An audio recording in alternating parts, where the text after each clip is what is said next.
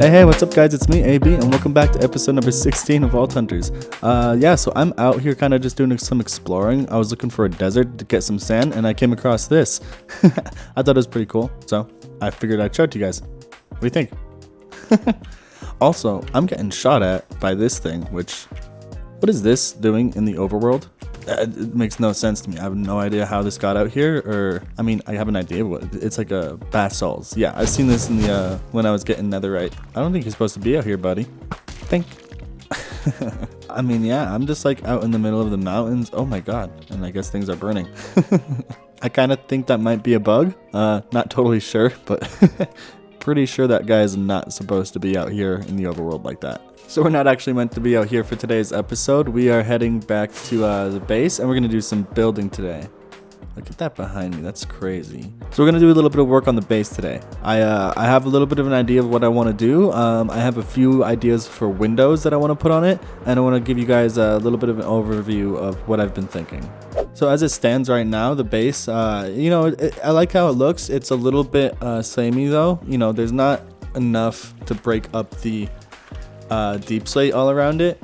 So what I want to do is add some windows in, and I've got a few different ideas going on here. So I've got spruce window up here on the top. I think that's just kind of the best vanilla wood type that kind of goes along with deep slate. I'm not trying to go too far off of vanilla with this base, just because I don't know all the colors and all the palettes that comes with cork and the biomes you'll go. I've also got a stone window here, and I kind of like it. There's some cool different textures and things in the stone cutter in this pack, and it's decent, but I'm not a huge fan of it. But this is where I started to experiment with the idea of wrapping bands around the building and kind of using that to break it up a little bit more. And down here, this is the design I think I like the best. Breaking up the windows into three kind of keeps the whole dynamic of sort of the slim upward pointing texture to it. And then the bands across just kind of break up the color of the deep slate and give a little bit more of a pop to it all.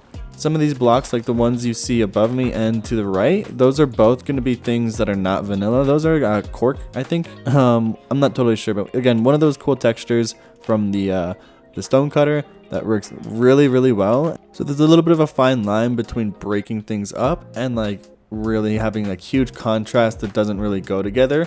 And I think that's what we're kind of getting with some of these bigger windows, and the wood too. It's just a little bit too different from the rest of the palette. And then this window here, I think it's just a little bit too large, and I think this one just works the best. It's simple, it's detailed, it works with the rest of the design, and I don't know, I just like it personally the best. Let me know what your thoughts are, because this is what I'm going to go with for now. So when you're working with windows, you want to make sure that they actually go with the build itself, and that's why I'm going to go with these third ones down here on the bottom. Just because this one in the middle, I don't feel like it's, the wideness isn't quite there. The color's there, the texture's a little bit off to me. I could probably experiment with some different things, but I'm not a huge fan of the shape either. It's just not quite unique enough for me. You know, it's a little bit cookie cutter. And then the one on top, yeah, I think the color is just a little bit too jarring against the deep slate with the turquoise color behind it. If the turquoise wasn't in there, I think that the spruce would look really, really nice. I just don't really think they are perfect together. I think that it could work together, just not really for the windows like this. I think I might have sold all of my stone to the stonemasons when I needed to get another set of netherite gear last episode. So I got to do some mining. At some point, I hope that I can find some sort of solution to kind of automate mining and get like just a lot of resources for building.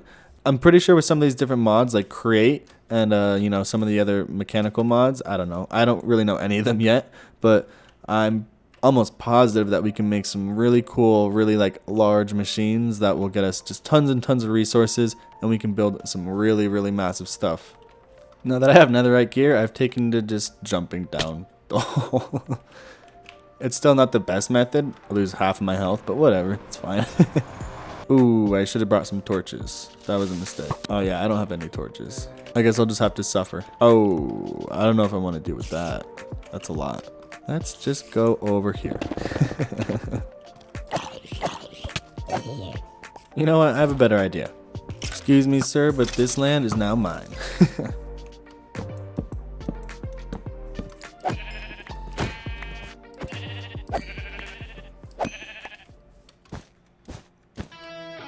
Alright, now that that's taken care of, if Toycat's allowed to claim your server for the British Empire, I'm definitely allowed to claim this field for an American quarry. And that it will be a place for me to dig up stone. Nothing quite like digging up a big hole in Minecraft, but you know what? I realized I don't have a beacon over here and don't have Instamine. Well, Wither?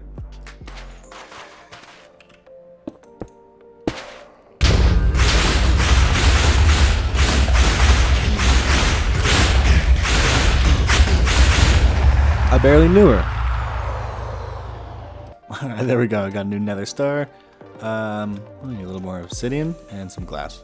Well, I don't have enough iron. I mean, I definitely have enough for haste 1, right? How do beacons work? We'll live with haste 1 right now. I don't think it really does, honestly, like anything, but whatever. When you're working with really big builds like this, you definitely want things to be a bit, you know, not too crazy. That's why I did go with kind of just one color all the way up. I ended up putting a little bit of detailing in, just a little darker with the deep slate tiles going up along with the turquoise color coming in here. For keeping the same color for the bulk of the palette, you can keep things from getting too cluttered, getting too noisy, or, you know, overdoing the details or anything like that. That being said, if you only do like 1 or 2 colors and it's like a really big build, things can get kind of boring and kind of dull, especially when you get up close. They might look better when you're a little bit further away, but being super close, you know, it might start to look a little cartoonish.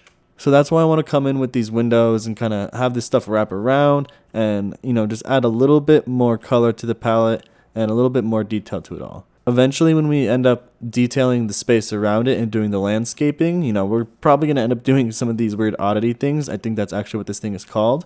And then, or a bulb, or I don't know, it's something. And then for the tower, the main tower, there will likely be a couple different colors, if not a few different shades, a few extra shades of the grayscale, and maybe a couple extra blues and greens worked into the mix as well. Oh yeah, and I added about 20 layers to the mob tower. This is just about the maximum I can do. If I extended the bottom, I could probably get a couple more layers in, but I don't really feel like doing that. I'm going to go ahead and just take off these other windows, and we're going to sort of sculpt out the facade to fit the window details on top. I don't even know if I understand the words I just said, but this is what I'm talking about. So I've sculpted out the shape, or at least, you know, the space that I want the windows to cover, and kind of, you know, the general shape of how I want them to look, without putting all the windowsill and the details around it. This just gives me a basic idea of how I want things to look, how I want things to flow, and how I want the shape of the building to work with the windows. And now we can go ahead and go in and put on our details. Adding a little capstone above the windows kind of helps sculpt things out, you know, makes each individual window stand out from each other.